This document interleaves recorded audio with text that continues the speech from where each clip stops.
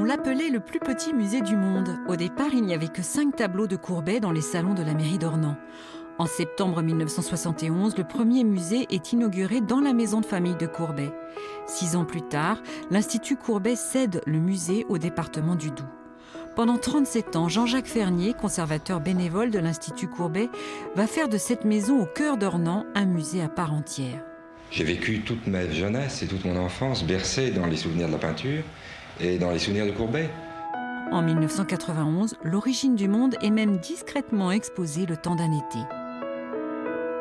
En 2005, le projet d'extension du musée Courbet est voté par le Conseil général du Doubs.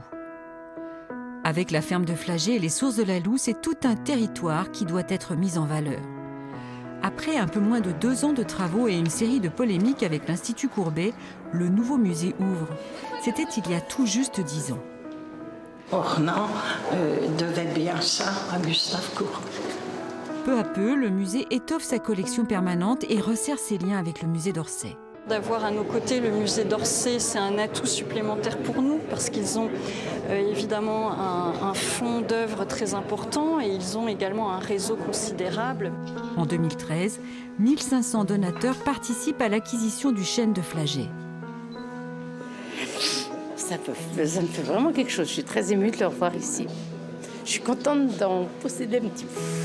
C'est aussi l'année de l'exposition Courbet-Cézanne. Le record de fréquentation est battu, près de 84 000 visiteurs en un an. Mieux que la saison où reviendra à l'origine du monde, à Ornans. Plus tard, un collectionneur montbéliardais fera un don du veau et une autre souscription permettra à Juliette d'entrer dans les collections du musée. Juliette, la petite sœur de Courbet, c'est elle qui, la première, rêvait d'un musée pour exposer l'œuvre de son frère. La boucle est bouclée.